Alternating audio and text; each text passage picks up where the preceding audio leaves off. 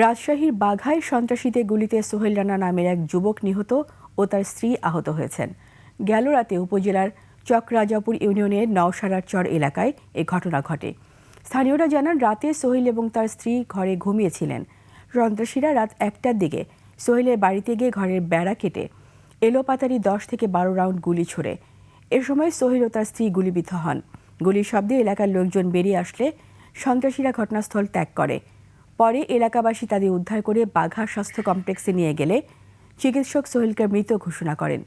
Police ও পরিবারের সদস্যদের দাবি, কাঁকন বাহিনী নামে পরিচিত কুষ্টিয়ার একটি সশস্ত্র সন্ত্রাসী দলের সদস্যরা এই হামলা চালিয়েছে।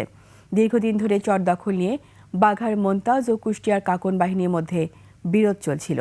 নিহত সোহেল রানা মোন্তাজ গ্রুপের সদস্য ছিল।